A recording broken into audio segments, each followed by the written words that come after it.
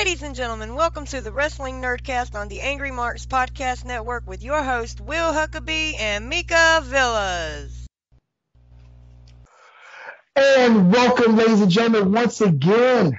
It's Tuesday night. I'm in the booth, back home at Huckabee Estates, and it's time for the Wrestling Nerdcast.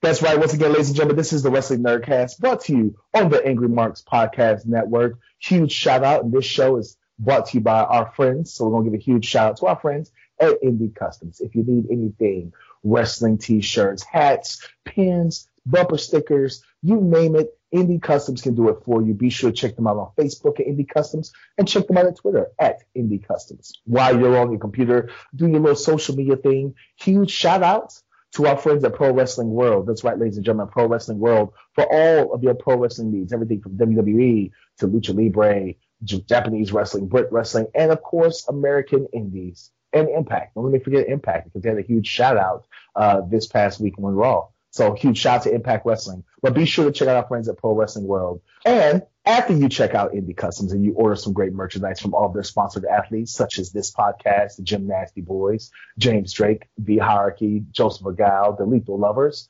be sure to go to Pro Wrestling World and check out all of the news that's going on in pro wrestling, and then switch over to Patreon. And if you like what you hear on this podcast or any of our other previous episodes, be sure to help donate. We kindly take the kind that jingles, but we'd rather take the kind that folds, baby. As usual, once again, I'm your host, the AIWF World Heavyweight Champion, the World Wrestling Grand Prix Champion, the Firestar Zone 1 Platinum Champion, the West Virginia Championship Wrestling Heritage Champion. I'm the disrespectful intellectual, the Southern Gentleman, the Morning Star, the Mid-Atlantic Bully, the Incredible Huck, Will Huckabee. And like I said, finally back here at Huckabee Estates after a grueling and long 2.5 weeks on the road, living the life of a wrestler. And as usual, I am sitting here via Videoscope for all of our listeners watching on YouTube via Videoscope with my co-host. She is one half of the world's cutest commentary team. That's right, ladies and gentlemen. That means that you can catch her at any and all AWE. That's Atlanta Wrestling Entertainment for all you people who don't realize that. And Mucha Lucha Atlanta shows. She's one half of the world's cutest commentary team. She is also a podcaster, not only this podcast, but also on FOW and several others, such as Jeffrey's Show Live, where she guest hosts on occasion, whatever the case may be. She is Chicago Wind. She is Miss Hashtag What That Mouth Do. She is the Scream Queen, etc., etc., etc. The lover of waffles, the idolater of affection, Miss Mika Villas. What's up, Mika? What's up from Huckabee Estates? Oh my God, I didn't know there was a whole estate. I'm just a tad bit jealous. Not that you were out there on the road living, that wrestler life, but the fact that you are in an estate kind of makes me as a queen. I may need to see if I need to come and do a takeover because, that's what we do as royalty. We just take over. We take over small fiefdoms and make them my own. But, but then in the meantime, as I get my troops together and see what's happening, what's been going on, tell us. Welcome home, I guess I should say, first and foremost. Well, thank you. First of all, let me take a drink out of my Indie Custom sponsor cup for all of our fans and listeners watching this via YouTube and stuff. Check out this amazing cup. It keeps, as Mika would like to say, my Tibetan ice water blessed, or my Himalayan ice water blessed by Tibetan monks. It keeps that nice and cold and, refreshing. It also does wonders with coffee and any hot beverage. I had a cup of coffee this morning at 7 o'clock this morning. At 3 p.m., the damn thing was still hot. I was like, holy crap, this is ridiculous. There you go, man. But I had a really cool 2.5 weeks. Did the wrestling thing, went down, took a trip. I actually first did some shows in up and around the Mid-Atlantic and stuff. I'm just going to say made my debut at Mucha Lucha Atlanta. MLA. Yes, made my debut finally at MLA as the personal bodyguard of one Ricardo. And then some stuff happened. I ended up breaking down to South Carolina, spent 2.5 days in Anderson, South Carolina. It was crazy. Trust me, it was wild. And then immediately jumped on a Greyhound. That's right, took it old school, people. Jumped on a Greyhound to Telecinco, Hidalgo, Mexico, which is like an hour and a half south of Mexico City. 2.5 days on the bus. But I had a great time. I will say this, next time I go to Mexico, which will be very soon, I will probably fly to Mexico City and then just take a bus to Telecinco. But I'm glad that I actually took a bus because I got to see a lot of the countryside, a lot of Mexico that most people don't get to see because, like I said, they just fly into Mexico City. Right. And then they drive or whatever to their next destination. But I got to see a lot of Mexico City. The people were wonderful. There was a lot of friendly people in the country of Mexico. Contrary to public belief, Mexico is pretty lit, man. Like, oh my goodness. Not only that, but I felt like a very dumb American my entire time down there because I was like, oh, well, it's Mexico. It's right by America. Like, everybody should have a passing knowledge of English. And turns out I was completely and totally wrong. Didn't see any other black people besides myself and the other American, Big Rob, who was also on the tour. But that was fun. Like I said, got to wrestle Super Crazy, got to wrestle his older brother, who was amazing. Trained with Super Crazy and his trainees. Did some training with Tallaght from AAA, who is the AAA Cruiserweight champion. Got to train with him, hang out with him, sit under the learning tree, as you will when it comes to Lucha Libre. And then from there, took the 2.5-day bus trip back, jumped in the automobile, and then immediately went to Memphis, Indiana for IWA Mid-South. 3 days worth of shows. Thursday was Raging in the Cajun. Got to watch my homeboy Darius Lockhart really debut at IWA Mid-South. He tore it down. Faye Jackson and Ronnie Nicole, friends of the show, they had an amazing match, which included twerking. What? Yeah, both of the ladies. So that was an automatic win in my book. A friend of the show, Suge D, who also has a really cool podcast, ladies and gentlemen. Check it out. Funny Cast Shows on Podbean. Check out that show. But Suge D was in the main event versus Mance Warner. They tore the house down. Then the next day, Saturday or Friday, was the tryout show. It was myself and Fantasy, who was a female wrestler from Tennessee. We was actually an intergender mixed tag team versus a really cool tag team from New York. Their names escape me or whatever right now. But they were completely and totally awesome. Got a standing ovation. The fans of IWA Mid-South, which, for what I've been told, are some of the hardest fans to actually perform in front of because they've seen everything. They've seen all the greats. They've seen Daniel Bryan and CM Punk and Chris Hero and Claudio Castagnoli, et cetera, et cetera. They've seen all of these guys perform. So to impress them is very, very hard.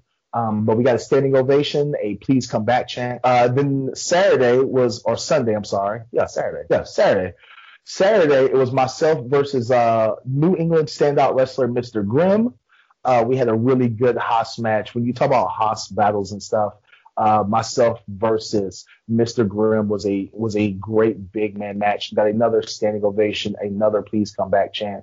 So it's safe to say that the fans of IWA Mid-South love the Incredible Hulk, want more of the Incredible Hulk, and being the person that I am, I will give that to you. You're so generous. You're so kind. So humble. Oh my gosh. Why did you even drive? You could have floated with the ego you have. Just could have just floated forward and up to Memphis, Indiana.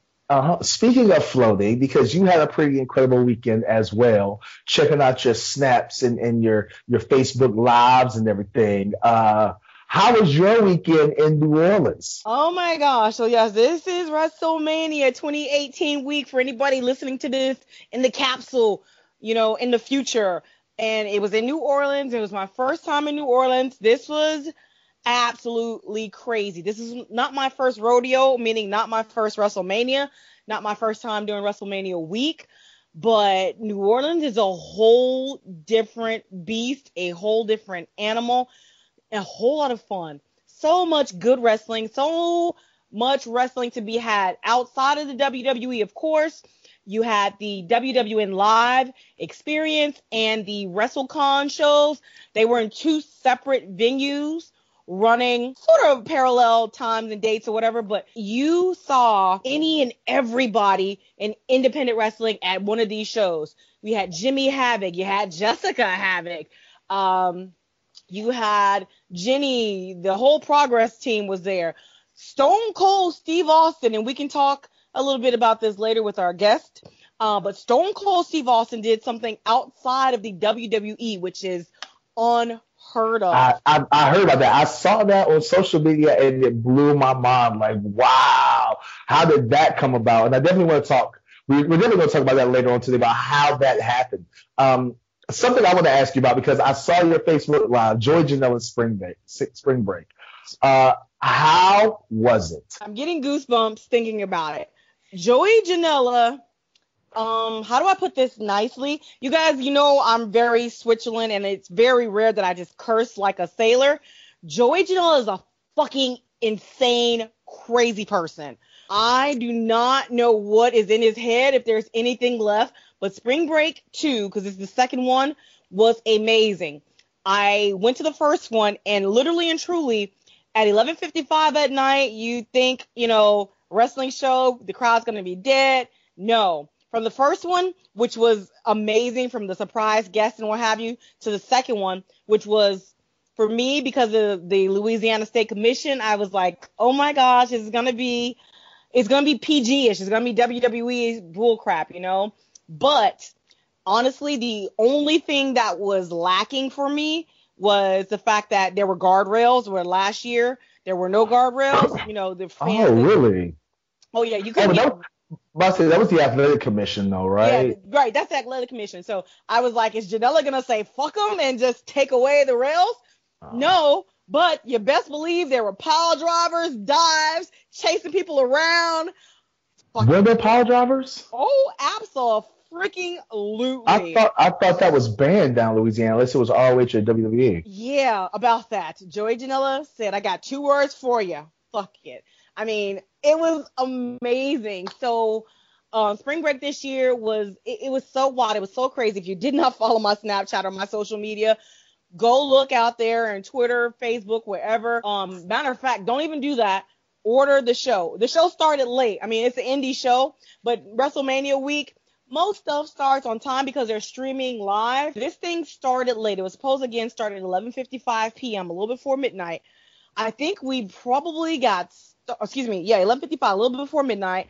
I want to say we started about 12:45 and went to damn near like 3:30 in the morning. Yes. It was. Wow. But you know what? WrestleMania started late too, though, so it's okay. I heard that. Now, I was live at the Superdome. Mercedes-Benz Superdome? The Mercedes-Benz Superdome for Mania. And for us, it did not start late. It did start on time. So, for some reason, I believe that there was a huge delay as far as the network was going. But I had somebody who was texting me what they were seeing on screen, and you guys were behind what was happening live at a certain point. I think you might have caught up. I don't know how, whatever. Wait, you're seeing that now? Yeah, it was crazy. Like, there was like, he's dead. I don't know. I can't hear him. I cannot hear Will. Will has gone. You take your headphones out, talk now. Ma'am, can you hear me now? Now we can hear you. Oh, good. Because like I was saying, huge shout out to our friend, Cedric Alexander. You know what I'm saying?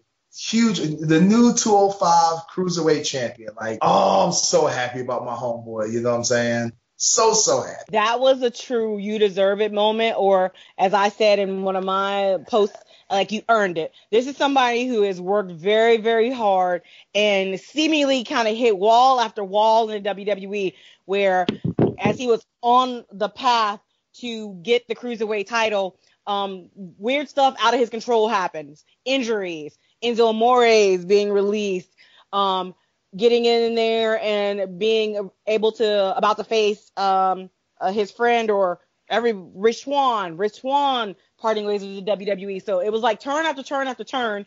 It did not look like Cedric was going to get this title. They put him against Mustafa Ali. Both of them are faces. No bad guy in the situation. Mustafa Ali had a article written on him and about his religion, being Muslim and not being a bad guy. And it was a very well written article.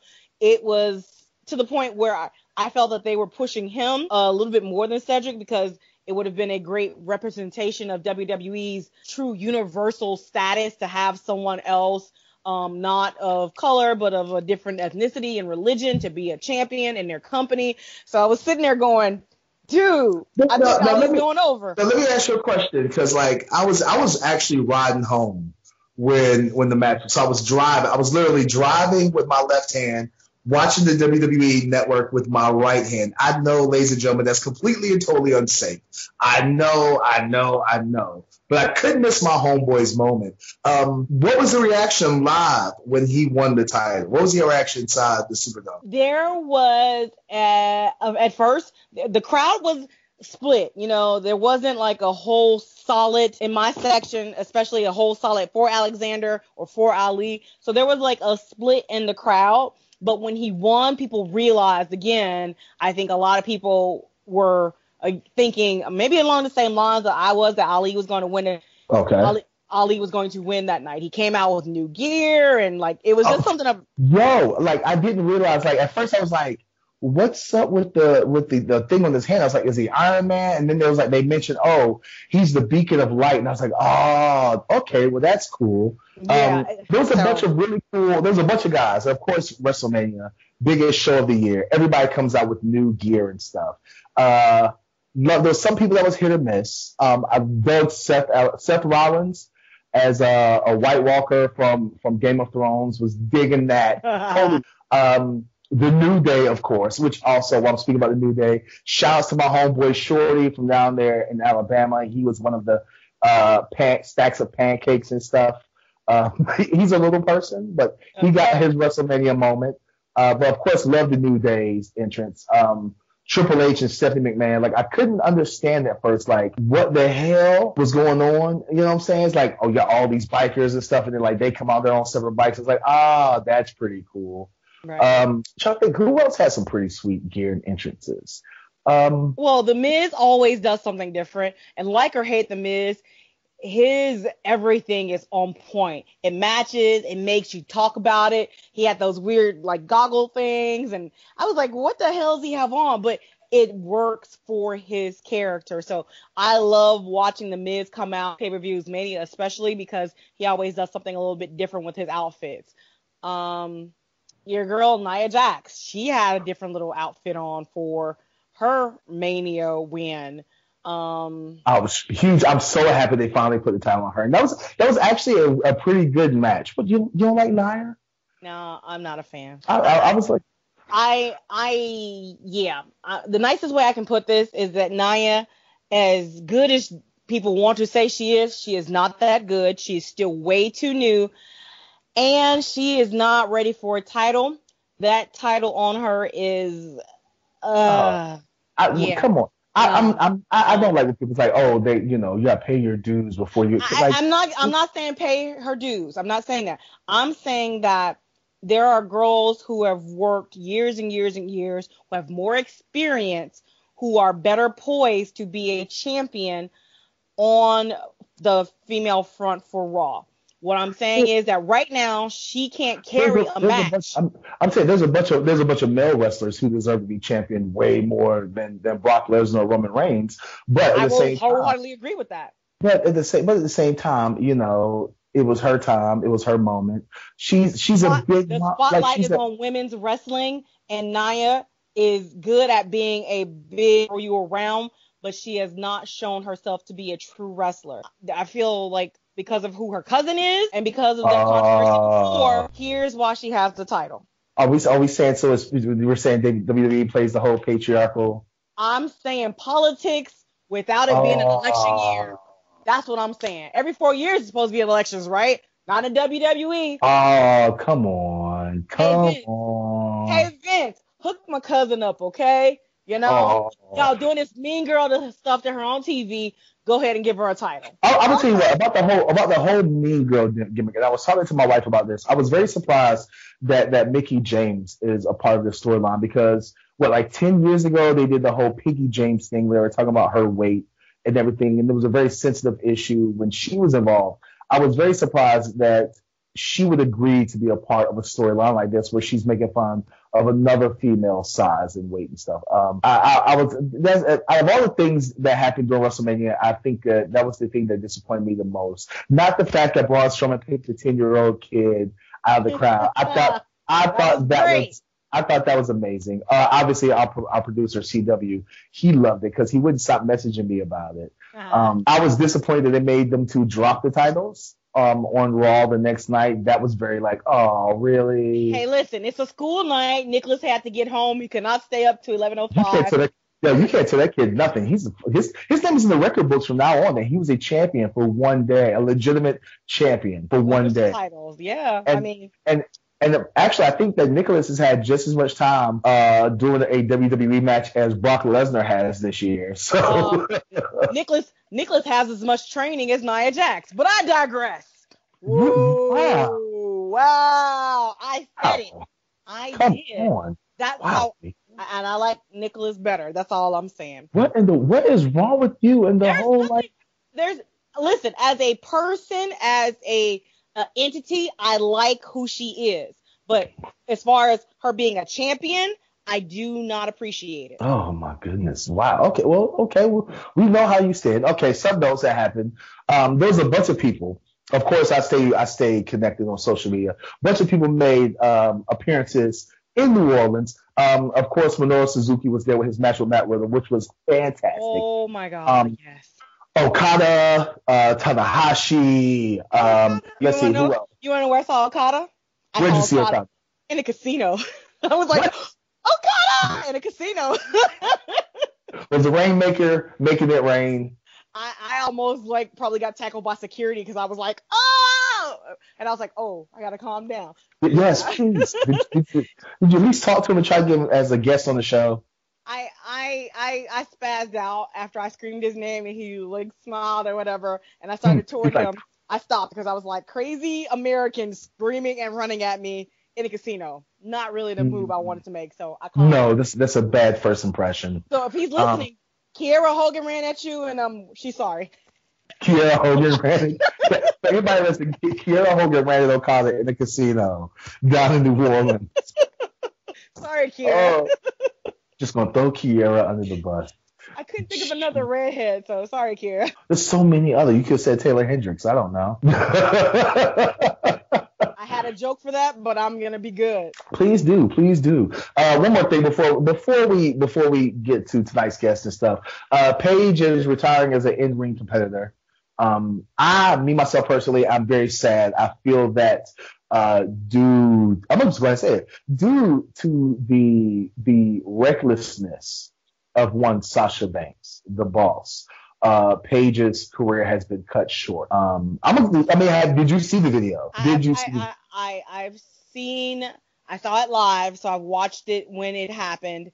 Let's be, when you're out there, it takes two of you to tango. There's a whole lot of things that can go wrong at any time. Yes. Really and truly at any time. So you can put the blame on Sasha, but let's also take into account that Paige, not that she was injury prone, but that she's been doing this for years and years and years. She has more, it's going to sound funny, and I'm talking about wrestling, y'all. She has more mileage on her body than most of these girls have out there. But because, remember, she's from a wrestling family. She has been in the business, in the ring, taking bumps since she could probably walk. Well, so I know she had her first wrestling match when she was like 14. Right, but again, that was at 14 having a match. She was in that ring doing stuff before, so her body has been constantly, pounded. God dang it, yes. But she again, if you would take the in-ring career in the WWE and go, it was only 4 years, but let's take into the fact that the girl has been wrestling for way more than that. Oh yes. So she's got more of a veteran's body than her 4 years in the WWE belies. So cartilage and just the way you guys fall, what you fall on constantly on a WWE schedule, night after night after night after night after night after night, your body is going to break down eventually. Unfortunately, due to how she fell, the way she took that bump or the way the bump was given, it just was not something that, could have been avoided. I mean, you talk about stuff. Yeah, I can take this. I'm pulling the curtain back, but you talk your match over and say, okay, I'm going to give you this. We're going to do that. You trust that person enough where you say, hey, no, I don't want to do that. So it's not like Sasha just pulled out of her ass this crazy ass move in the middle of a match. They talked about it. They discussed it. This was not something that Sasha hasn't done before in matches. It's not something that Paige hasn't taken before in matches. This, unfortunately, was a accident that happened that helped or facilitated Paige having to retire. It is very sad because, again, she is a young woman, 24, 25 years old, and now she has to find another path outside the ring. Speaking of that, as of tonight, as of tonight, she is now the new SmackDown general manager. And speaking of managers and stuff, ladies and gentlemen, you're going to love tonight's guest. It's going to be super cool, super informative, and we're super excited to have this person on. So we'll be back after this commercial with tonight's guest. Catch you later. Do you like what you hear? Do you like hearing me and Mika go back and forth between ourselves and talking to some amazing guests from around the world of pro wrestling? Well, then be sure to check out our Patreon at patreon.com/The Wrestling Nerdcast. Donate everything from $7 and up. And as your donations go up, so do the prize packages. Everything from a follow on social media to joining our exclusive Wrestling Nerdcast Facebook group to being able to book your own podcast with a guest of your choice within reason, people. Because trust and believe, we're not getting Stone Cold or AJ Styles on this podcast. But once again, if you like us, please support us and spread the word. Thank you. Talk to you later. And ladies and gentlemen, we're back with the Wrestling Nerdcast, brought to you on the AngryMarks Podcast Network. As usual, I'm your host, the incredible Will Huckabee, with Mika Villas. And tonight's guest, we are honored, we are blessed, and we are so excited to have tonight's guest. He is the man behind PWX. He is the genius behind PWX, the company PWX that he is in charge of. Was at one point a very small local North Carolina indie company. Because of this man's genius, his hard work and his dedication and his love to professional wrestling is grown from being just a regular standard independent wrestling company to one of to not only the biggest wrestling company in North Carolina, but one of the most influential wrestling companies, not only in the Mid-Atlantic, but in the United States as well. Some of the people who have passed through the wrestling ring at PWX is current 205 Cruiserweight champion Cedric Alexander, current WWE champion AJ Styles, Samoa Joe, TNA stars, Caleb Conley, Trevor Lee, Andrew Everett, you name it, the list goes on and on and on. Ladies and gentlemen, I bring to you tonight the man, the myth, the legend, the genius behind PWX. That's Pro Wrestling Experience for you people who don't realize what I'm talking about. Mr. Brian, Brian Kanabrewski. I'm sorry about that, Brian. I was getting kind of choked up having you on the show, man. Yeah, exactly. I appreciate it, man. I was like, man, making my head swell over here. Well, it turns out, I guess if this wrestling thing doesn't work out, I can just always go around introducing people and making them feel good about themselves. Dude, hype man, motivational speaker, you're on it right now. Well, thank you very much for that. We're going to go ahead and talk because we kind of mentioned it earlier. Before we get into the PWX and everything that you've done and stuff, you had a very, very busy week. It was WrestleMania week. People pay attention to your social media because I know they pay attention to mine and Mika's and stuff. But people paid attention to your social media. They saw that you had a very busy weekend as well. Would you like to fill us in on it? So I'm going to WrestleCon, helping out our team over at High Spots. High Spots has been very good to us for years. I'm always stuck at my quote-unquote Clark Kent job and never been able to make it. Never had someone to literally grant me 4 or 5 days to be able to the week or the weekend at WrestleMania weekend. Never had that opportunity. But I actually had someone approve it. So that's the best part. And I've only been there like 3 months. Woo-hoo. So he was like, man, that's early for a vacation. I was like, man, this is business to business. So, I mean, I've got a great relationship with my owner where I work. He has been very, very positive in everything I do outside of his store, just as long as it doesn't affect me in his store. So for those of you that know the backstory, I've been in the car business for years. And I'm almost out. You make it sound like it's the mafia. Should like we be worried? Yeah, like he's escaping or something, right? I got a couple more hits before I'm out. Like, okay. That's not a bad comparison. Some stores. Wow. Okay. But, almost out. I'm sorry. Go ahead. Yeah, so 65 hours a week, and I'm doing that with PWX as well. So I mean, I'm putting in as many hours and shrinking my sleep time down to 5 hours to fit all this other stuff in. So you got 8 to 12, and then you got another whatever's left with leaving 5 hours for sleep, which is what I'm down to now, and that's how you pull it off. But if you would have told me that Premier Wrestling Experience today would be where it was, I would have. With me and my goals and where I'm trying to get to, we're a little ahead of where I want to be. This weekend put us a lot ahead of where I wanted to be. I was going to say, because the big news down at WrestleCon was the appearance of WWE Hall of Famer Stone Cold Steve Austin. It's a huge deal for a person with the backstory and the notoriety of Stone Cold to do something away from WWE. Please, how did that happen? Without getting into too much detail, because that wasn't me, but I would probably say if you lined up everybody this weekend, he's going to be at the top for the most professional, and that's what I put in my post, the most professional person I have ever had the pleasure of working with, ever. And I literally was just, if it kind of gives you what happens at WrestleCon, everybody kind of upchecks their ego and just helps out as much as possible. It's the wrestling family helping out wrestling family, helping out wrestling family. It's everybody helping out each other to make sure that event is a success. High Spot generates most of their yearly income from this one weekend. I believe it. 78,000 people. Yeah, I could believe it. And you figure the first day when they announced Stone Cold, which someone I gave a little hint on, Mika. Yeah. I said, if you're going to pay attention and want to buy tickets to anything, when they make that announcement, it's going to be going quick. So for $316, they sold out of the 400 they had under contract in less than 4 hours. Wow.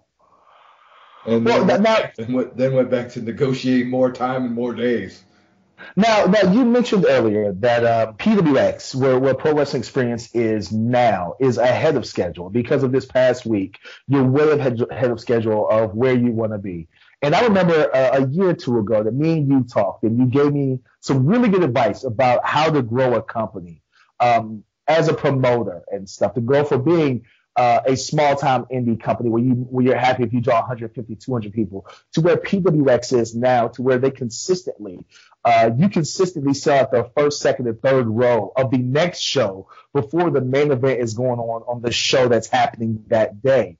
For all of our listeners and fans and fledgling promoters, and some of, because it's tax time, Brian, so you have those tax time promoters. Give us a little bit of advice of what you did to help your company grow. Set goals, set a plan, and use a business plan. Most people don't use a business plan in professional wrestling. They wing it, okay?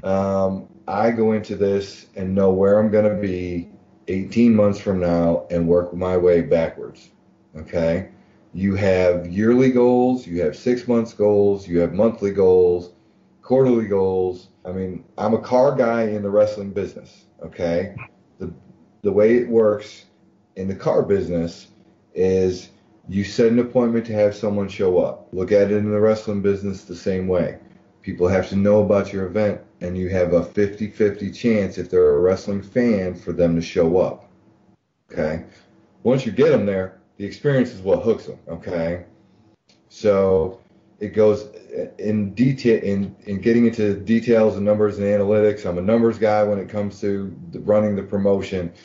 You've got to get people to show up, okay, at your lowest cost, period, okay? When we started, what was it? Flyers, a little bit of online advertising. I mean, you can go back and look at our growth in just online. When I bought the company in July of 2013, okay, coming off of It's All About Me in June, where you have Kevin Steen in a cage match with Caleb Conley, special guest referee Steve Corino. You got Jay Lethal versus Cedric Alexander on that show. And yes, drew very well, but everybody put in the work. You know what I mean? When I say everybody, at that time we were using, crews of 3 going out, myself. I mean, that was even before, that was right on the cusp of me coming into the company, but everyone is just by hand, making sure flyers and posters and all that go up. Me going in, and I'm a techie guy, I'm like, let's mix this up with some other stuff and see how it works, okay? Took 3 years to figure out the formula that works, but I got a pretty decent formula going on right now. Now, and yes, you do. And speaking of formulas that work, our formula here at this show sometimes works, especially when I'm in control. But I would be remiss if I didn't let my co-host get some questions in.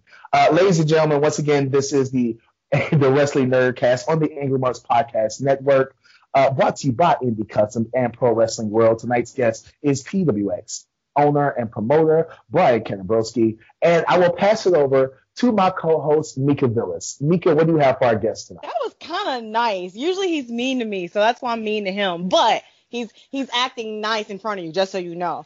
So I am, first and foremost, of course, you know me. I'm a fan at heart. I'm just in general. I'm a fan in general. So as a promoter, and you spoke about getting fans to show up. How do you go about if you have somebody who's not having a good experience? Because I think a lot of people get them to show up and don't want that repeat business, and they don't understand that how important that is to say, you know what, I can see this person's not having a good time or something may be a little off kilter.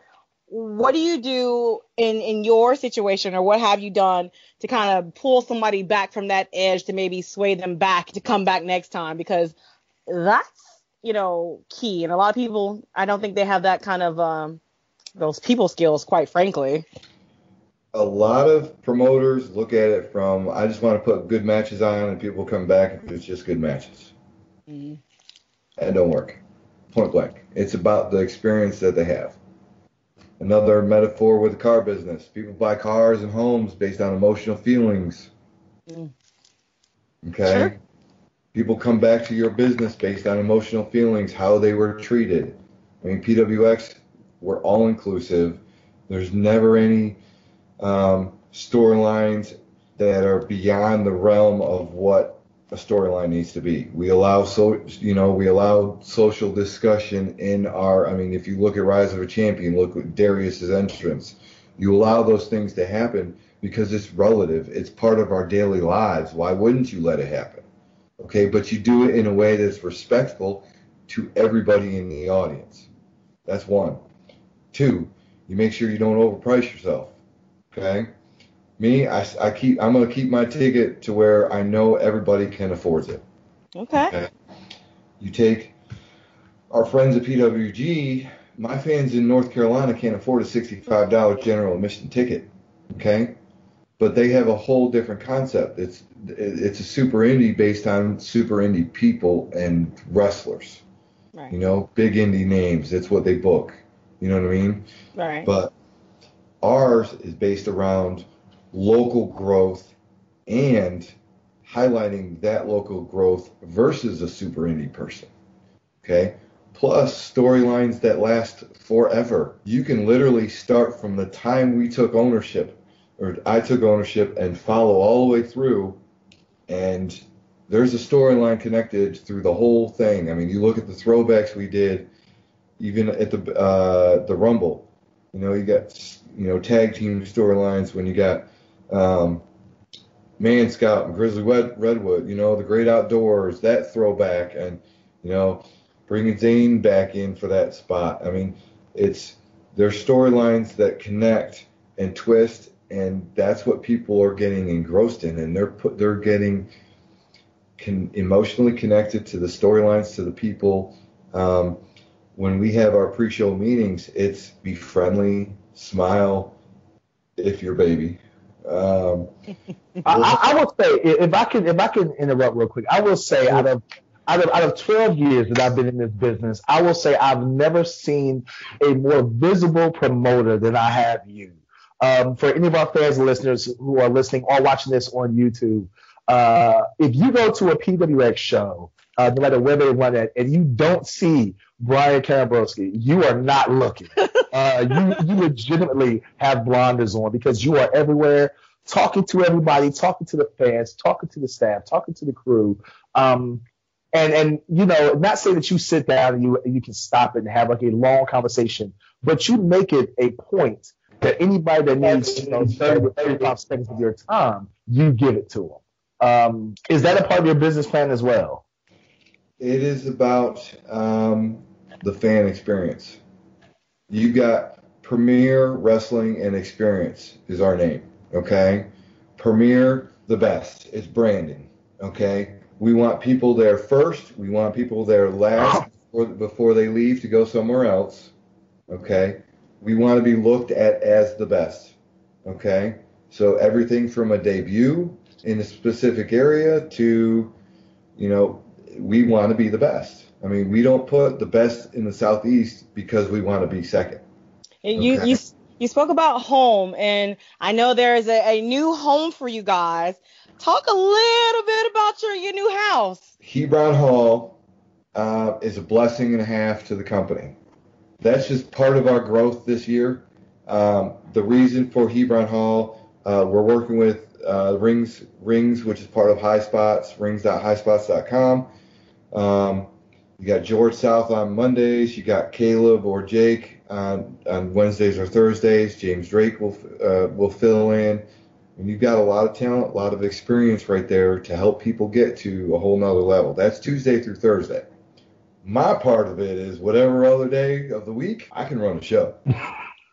There it is. Okay. So I'm going to put this out there, and this is going to sound a little mean.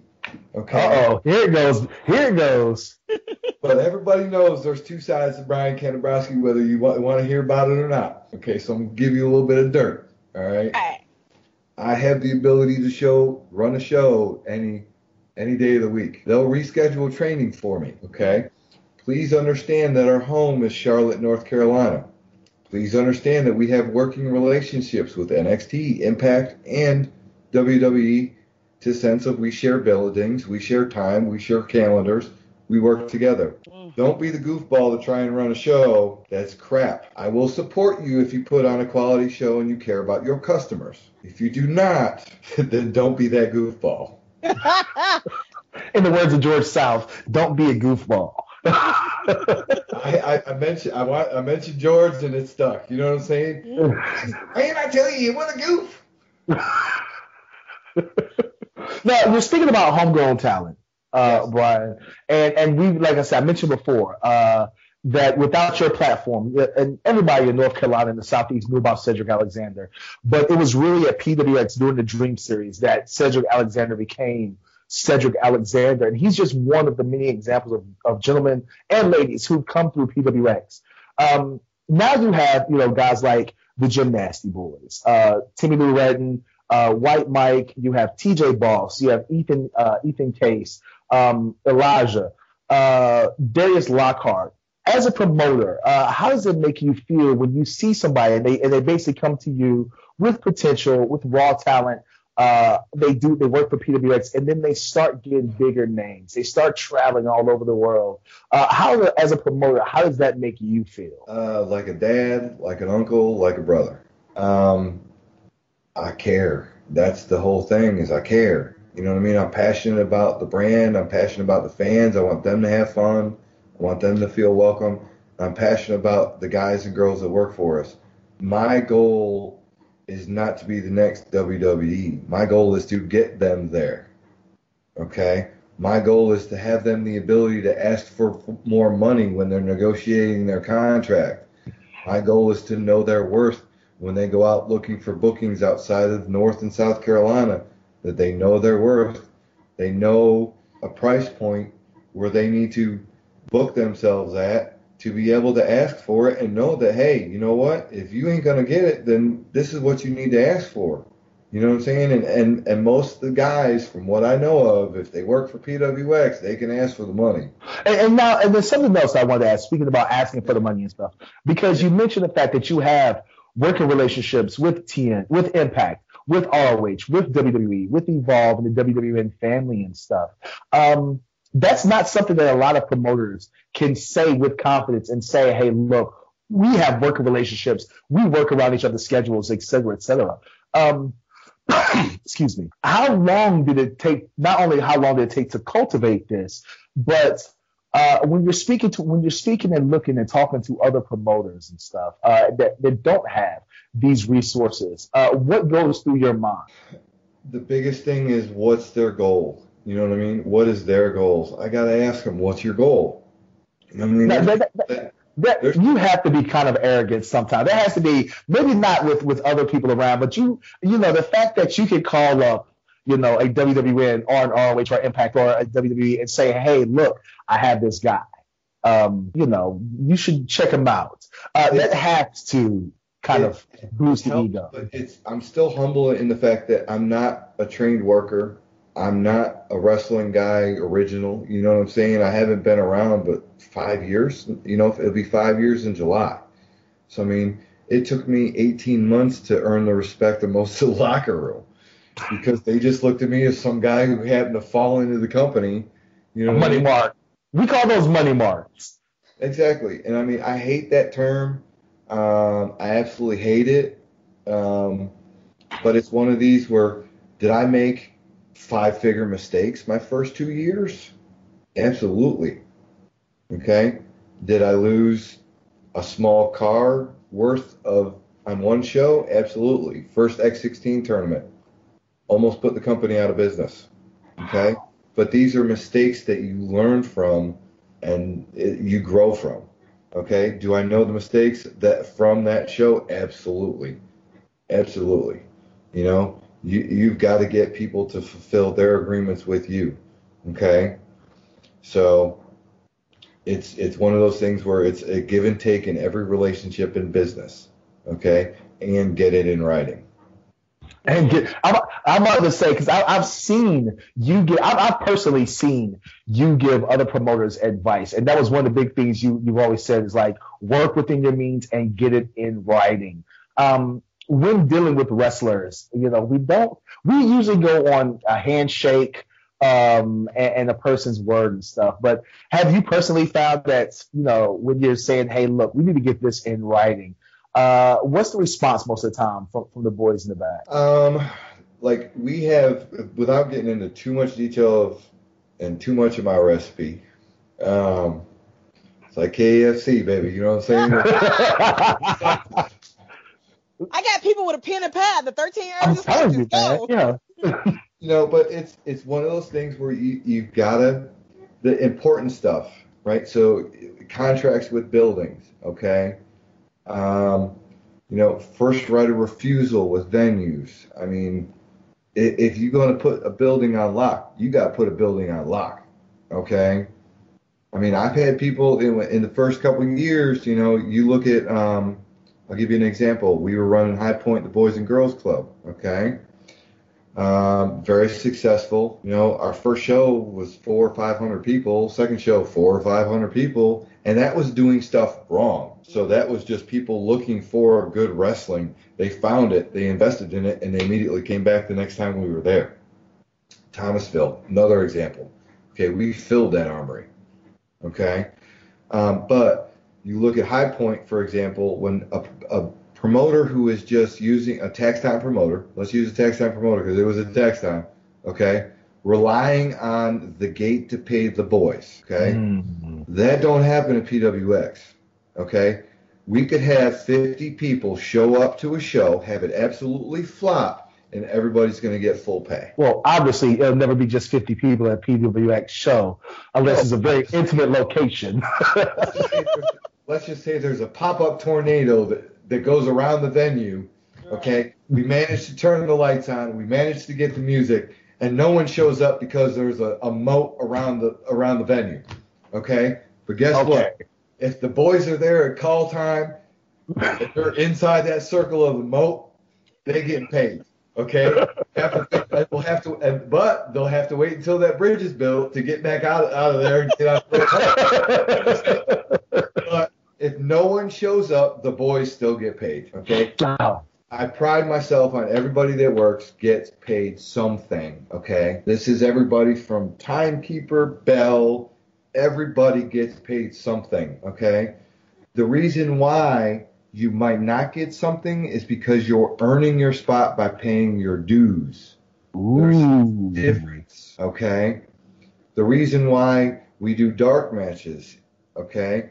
I still may pay someone who knocks my socks off for doing a dark match, but they're earning their spot. That is for our entire roster to watch them and welcome them into our family if they fit, okay? We've had people work for us that don't fit, and it's one of those things. It's a learning experience for everybody. Don't take it as hard feelings, but you got to understand, I will point you in a direction if you ask of where I would suggest you work to get to a certain point, okay? You look at some of the guys on our roster that I totally missed the first 3 years. James Drake, totally missed, okay? White Mike, totally missed and was totally anti-White Mike when he was in his fluorescent outfit and all that back in the day. With the red robe. Yes. You know what I'm saying? But I get hammered for bookings, you know what I mean? But it's one of those where it's like, I pass most of it to Patrick, so my job is customer experience, asses in seats.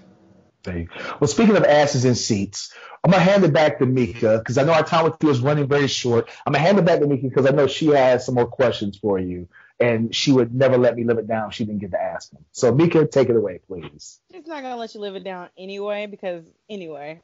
So yes. Here's the most serious question that you're going to get anytime, because this is what I do. These suits, where do we get them? Are they custom made? Because if people don't know you, if you're not in a suit, I'm like, wait a minute. I came for the experience. And one of the last shows I went to, you were outside, shaking hands, kissing babies. And I'm like, wait a minute. You're not dressed. What is happening? So I'm serious about the suits, and that is one of your trademark things. Is that from your sales, your Clark Kent job? And did you think it would transition into, So I'm normally in a shirt and tie every day of my life. Okay. Even on Sundays. So on off weekends, I'm at church on Sunday in a suit. Okay. Or at least a tie. Okay. So I started out, the only show of the weekend that I felt totally uncomfortable at WrestleCon was Luke's. I was in a T-shirt at the Wildcat show for Luke and felt totally uncomfortable. Okay? And the problem is you can be in a suit and people will spot you. Okay? You are a visual landmark to them to make it easier to find someone to talk to. Okay? If you're in a suit at a PWX event, it means you're the guy, okay? I have the responsibility to make sure any customer issues get handled. This past weekend at WrestleCon, same thing. I wanted to be the guy, okay? I was asked to be the guy, so I had to dress the part of the guy. So I don't know where I got the suit. I buy them every once in a while. So, it could be anywhere from, catching the sale at the Men's Warehouse to make custom dogs. So you got to understand, it's looking the part. It's not over.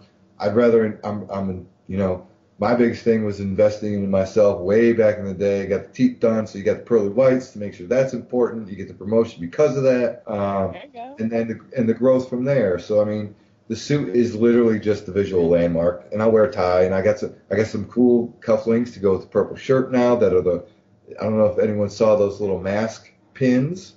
They're going to be looking for them now. Mm-hmm. Help me out. What's the movie? Got to coordinate. With the dad from Friday. Yes. Oh, it had Boomerang. That was it. Boomerang.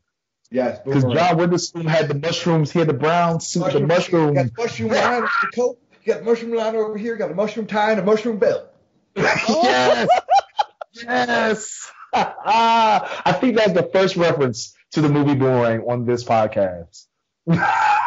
And that was so totally over my head. But okay, I get it. It was something. How have you not seen the movie Boomerang and remember that? It's Mika. It's Mika. No, hold on. Let me see if I remember her own description. I've heard a couple times. She's actually a white girl. I forgot.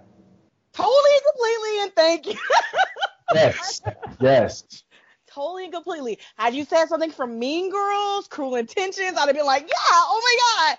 But yeah. Legally Blonde, yeah. Oh my God, I love Legally Blonde. Okay, back, seriously.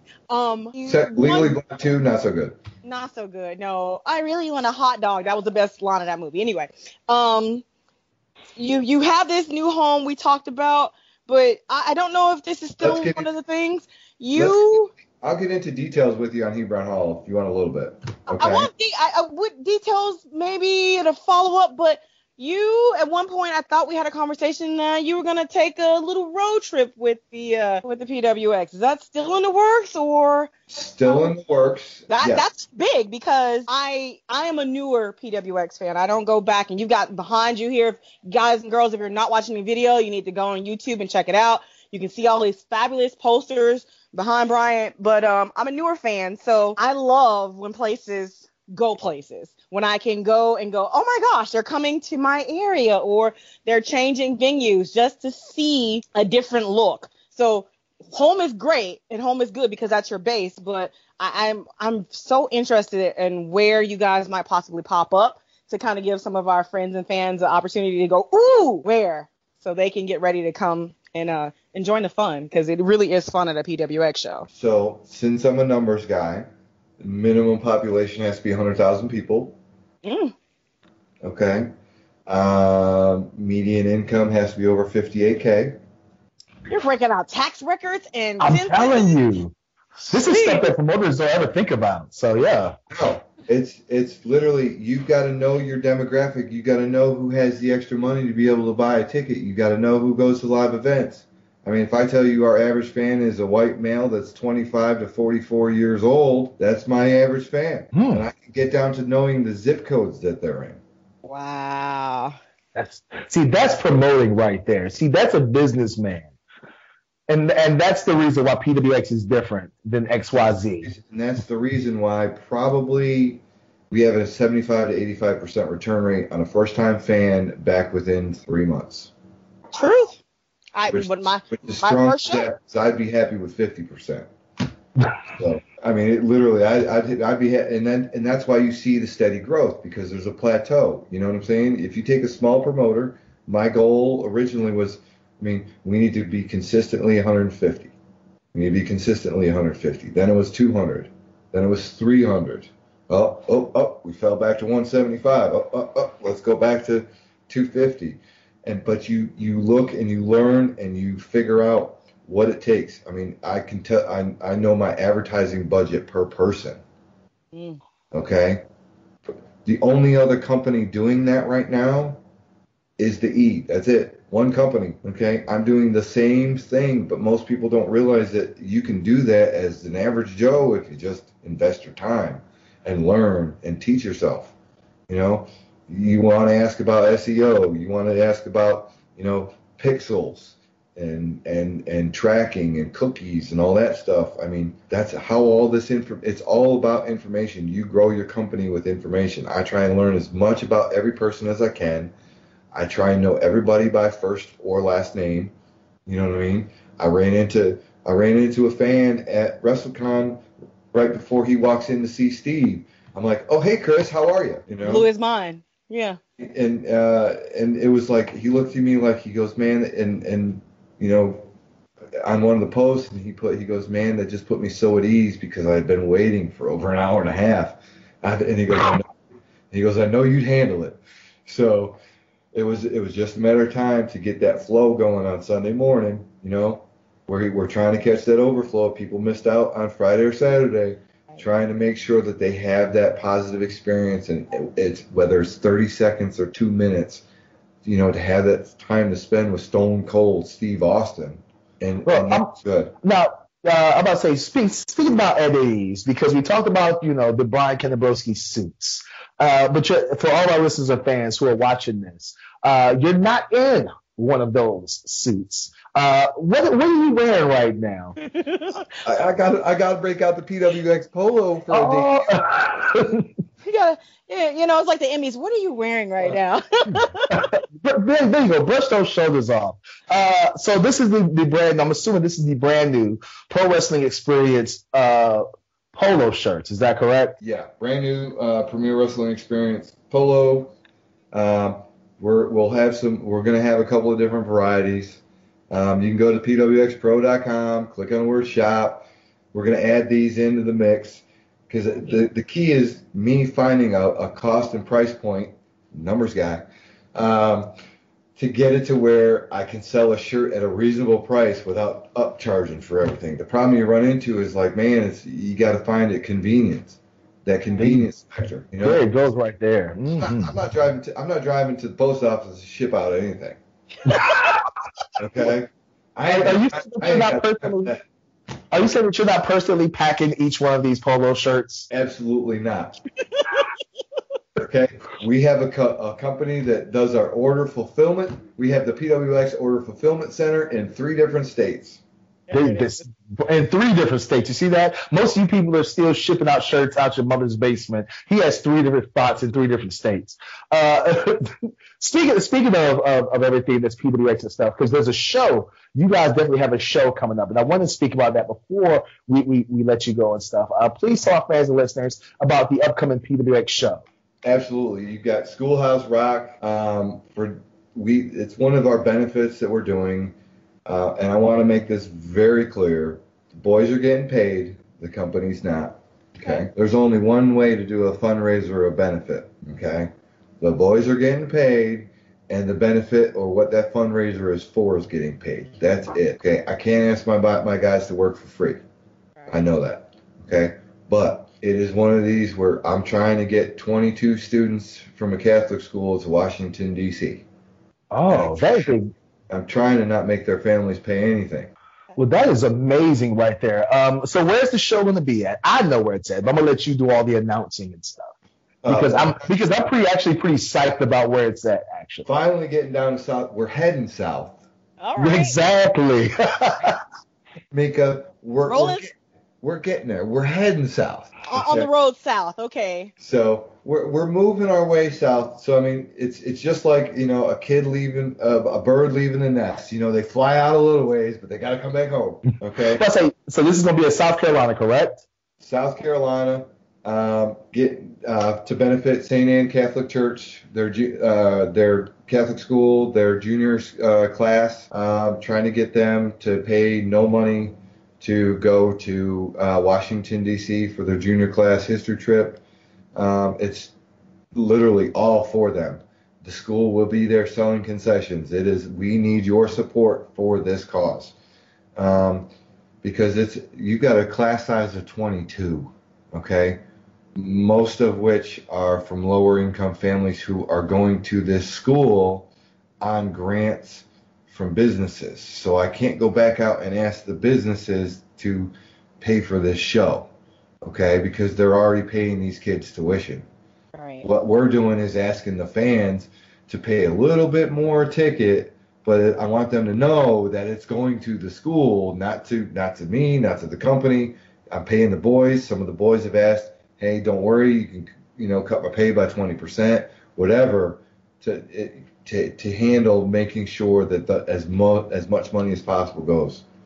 That's huge. That's about giving back to the community. You have families and kids who come to wrestling. So you're doing a show to benefit, not just to do something nice for the kids, but it's for education on top of that. So that's a huge, huge deal. So it's called Schoolhouse Rock. It'll be in South Carolina. Rock Hill, South Carolina. The old American Legion Post 34. There's a brand new one on Heckle Boulevard. Not that one. Okay. This is 199 South Cherry Road. If you know where Winthrop College is and know where the football stadium is, it's the big blue building right on the corner. Okay. We got 400 plus parking spots and a field that'll take another 500, and I want a car in every spot. There you go. So if our fans and listeners can't actually make it to the show. Is there a way that they can help? If they want to help, is there a website or a link that they can go and donate or buy a ticket for a fan who can afford one? Absolutely. If they go to PWXPro.com, Schoolhouse Rock logo is right there. Click on Get Tickets. Right underneath, you'll see Can Attend Donate. Okay? No fees charged whatsoever. You can donate via PayPal, whatever you want to do. Literally, I'm paying the fees to South Carolina out of Brian's pocket. Okay, so I'm handling that for the athletic commission. So 100% of that ticket will be going. So the only thing coming out is the cost of literally the boys and ladies working the show. Well, Brian, I know that, like I said, our time with you is running short, but before we let you go, we've got to ask a couple of questions we ask all of our guests just to see if we ask you to come back. Okay? Very speed round questions. You just got to answer truthfully, okay? Okay. All right, first one. Sheets or Wawa? Ooh. Well, you're on the other side of North Carolina, so I'll add in, because I'm pretty sure you've done a lot of traveling. Sheets, Wawa, or Quick Trip? Still Wawa. Ah, okay. IHOP or Waffle House? Waffle House. Ooh. He's there. It was 1-1, Mika. It's 1-1. It's okay. Not an IHOP fan. I am not an IHOP fan. I would rather go get a cup of bitter coffee at Waffle House. Woo! And then last but not least, let's go with DX or NWO. NWO. There we go. Well, Brian, this is the part of the podcast where we invite you to get your shit in. Basically, let all of our fans and listeners become fans and listeners and hopefully paying customers of Pro Wrestling Experience. So please get on all the social media that involves you, PWX, and anything else that you would like to plug. For my personal stuff is it's Kanabrewski, Kanabrewski. I'm not a huge drinker, but the name stuck since college, and I'll leave it at that. Okay. For PWX, Twitter is PWX Wrestling, Instagram PW Experience without the E in the beginning, PWXPro.com, Facebook is PWX Wrestling. All you got to do is Google PWX. And no, we are not the Public Works Association because them mugs don't know how to use SEO, so they don't come up on the first page. So, there you go. And I'm not even gonna lie. I want to say that PWX is the only PWX now in wrestling because Brian is a businessman. And there's some trademarks and some copyrights. Look, you better know it's on paper. Oh yeah. Good God. Well, Brian, thank you for being the guest of the show. Once again, ladies and gentlemen, be sure to check out PWX.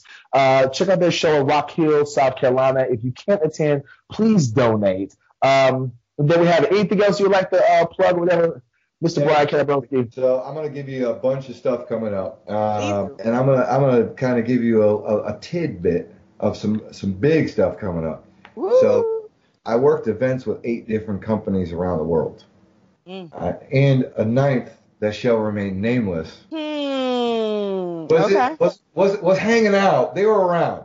Okay, they were around. All right? Maybe in a casino, but okay, go ahead. Well, possibility, but no. But let's put it to you this way. I want everybody to know that, hey, just come to an event. I promise you'll enjoy your time.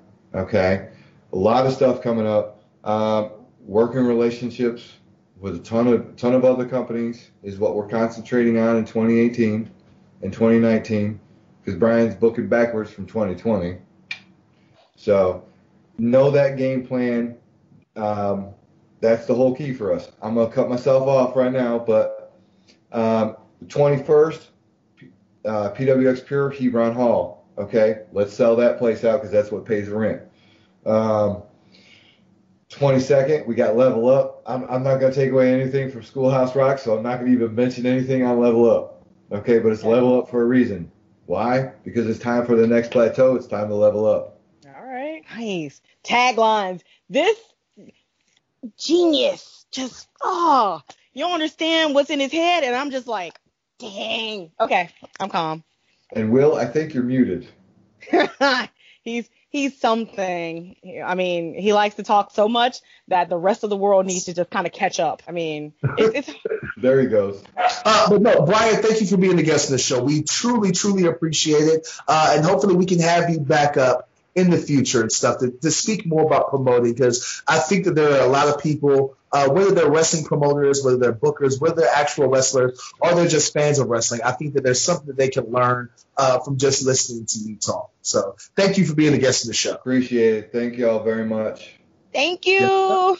We'll see you tomorrow, all right? I know you'll see Mika, so. I'm everywhere. It's not my fault. I was trying to figure out who was going to blush first.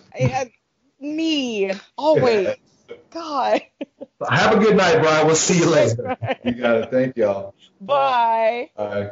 I'm fanning. I'm hot now. Thanks, guys. Mika, Yes. I'm telling you what, man, like sitting underneath the Brian Kanabrewski tree is amazing. Just listen to him talk.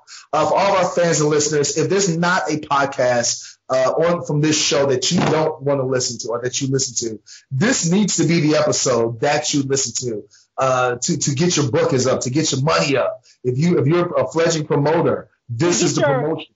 To get your mind right. No. Oh, she froze. Thank goodness. Oh my gosh, that's so horrible. Am I unfrozen? You're unfrozen now. Okay. Okay. You could take this outside of wrestling. It does not have to even be based on wrestling, even though what he's speaking about here is about wrestling seemingly. You could take that information and put it into any business, anything that you're doing, because you have to make goals. You have to be smart. You have to keep pushing. You have to keep changing.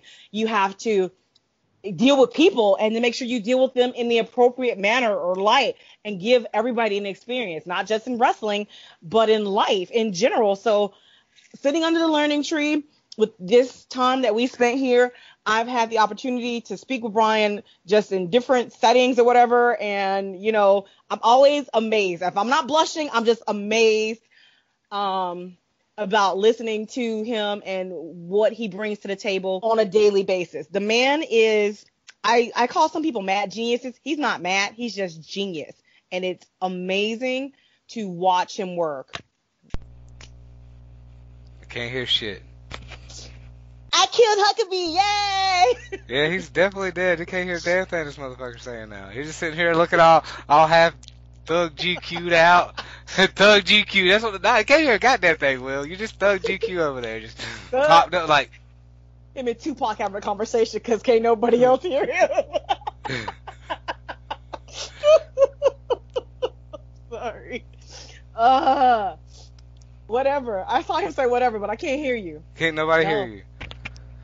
Yeah, no, he's dead. Will has died for the night, so, hi, I'm CW, everybody.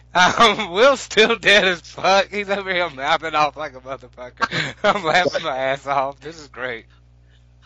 Can y'all hear me now? Yeah, I can hear you, yes. I'm not shy. I love how, like, whenever we're having technical difficulties, you two just immediately like, oh, we killed him. Well, you know what? I would no, Mika, you got your moment in the sun. No. Because whenever you do an outro, you always you don't kill it. You always mess it up. Anyway, what I was saying is I've spoken to Brian on a number of times, and I've always learned something from him. Always. To the point where when I was booking a company here in North Carolina, I used the same techniques that he used, and we went from having 35 to 40 people in an audience to over 100 in a couple of months. Consistently had over 100 consistently in a small rural area and stuff. So his stuff works.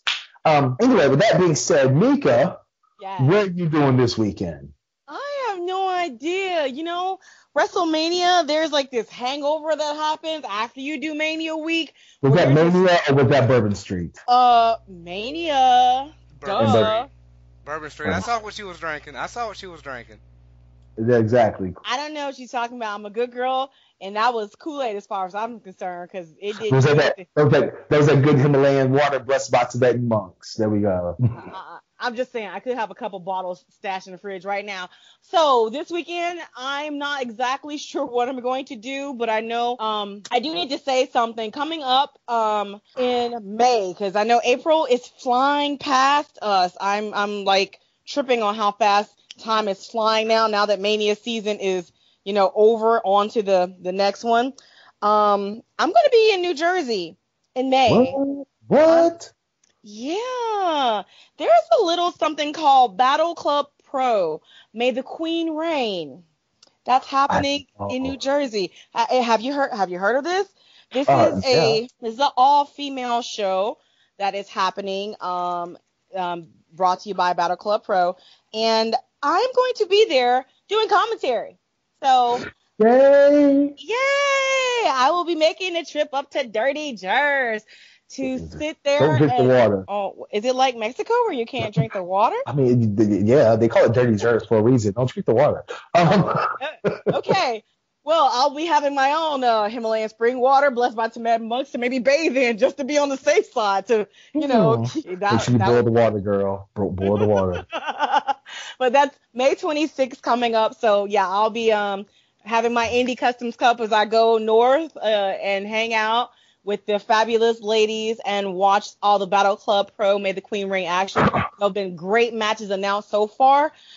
And honestly and truly, I'm looking forward to seeing Jessica Havoc take on Harlow O'Hara. These two women mixed it up the last Battle Club Pro show, and I think they're going to try to kill one. Jessica Havoc is so amazing.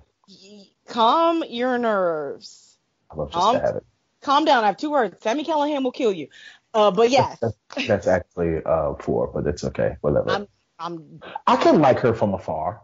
Keep far. Stay far. Okay. Be far. Okay. Well, look. Go ahead. Finish up so we can wrap this up. That'll be me. So guys, girls, if you're in the area, even if you're not in the area, you have plenty of time and warning to come see your girl do commentary, and I will not be part of Wrestling's Cutest commentary team. I'm leaving the hubby behind as I go north. It's a all female show. I'm gonna spread my wings and maybe hang out with another guy and do some commentary. Let's see what happens. Well, let's see. This weekend, after being 18 days on the road, I'm actually taking it easy this weekend. Friday, Saturday, I'm gonna spend the weekend at home with the family. My youngest daughter plays baseball now, so I'm gonna check out a baseball game. And then Sunday, I will be in Greensboro, North Carolina, Firestar Pro Wrestling. It's the Zone 1 season finale. It's myself versus TBT, the Gate City Guardian or whatever. I'm going to be releasing a video and stuff and now talking about that match. But I got a lot of big things coming up. Going back to Mexico very, very soon. Going back to IWA Mid-South very, very soon. We got AEW's coming back to Cornelia in like 2 3 weeks. Just a bunch of good, great things happening right now in the world of the Incredible Hulk. Going back to Jersey, just all the things happening right now. Anything else, Mika? I think we've covered a whole lot today, and no, I'm a good girl as per usual. So yeah, I'm nothing here. Right. Don't make that face at me. Well, as usual, ladies and gentlemen, this has been the Wrestling Nerdcast on the Angry Marks Podcast Network. Huge shout out once again to tonight's guest, Pro Wrestling Experience promoter Brian Kanabrewski. Thank you for coming on and dropping some jewels. Also mentioning the movie Boomerang, which Mika needs to check out now after we stop recording. Huge shout out to our sponsors, Indie Customs. Be sure to check them out. Indie Customs on Facebook, at Indie Customs on Twitter. While you're on the computer, check out our friends at Pro Wrestling World for all of your wrestling news and information of who's doing what, when, where, and how, and possibly why. While you do, after you check out Indie Customs and you order some really cool stuff from all their sponsored athletes and this podcast, and you check out all the news of what's going on Pro Wrestling World, be sure to check out our Patreon page at patreon.com/The Wrestling Nerdcast. Be sure to donate like our good friend Dave Cook. Shouts out to Dave Cook, who has donated and stuff and helped this podcast be what it is and do what it do. Thank you very much for your donation. But don't let him be the only person. Be cool like Dave. Be like that guy, Dave, and help donate to our Patreon account. If you like what you see on YouTube or what you hear on the AngryMarks Podcast Network, or whether you download us on your iTunes store, whatever the case may be. So on behalf of our producer, CW, the man, the myth, the legend, CW, on behalf of my co-host, Chicago Win, one half of the world's cutest commentary team, Mrs. # What That Mouth Do, the idolater of affection, I forgot, hold on, something about, the receiver of all things unsolicited. I forgot about that. The receiver of all things unsolicited. My co-host, Mickie James, I am your AIWF World Heavyweight Champion, your World Wrestling Grand Prix Champion, Firestar Pro Wrestling Zone 1 Champion, and your WVCW Heritage Champion, the Morning Star, the Southern Gentleman, the Disrespectful Intellectual, the Mid-Atlantic Bully, the Incredible Hulk, Will Huckabee, saying peace out and support indie wrestling. Peace out. A-Town down.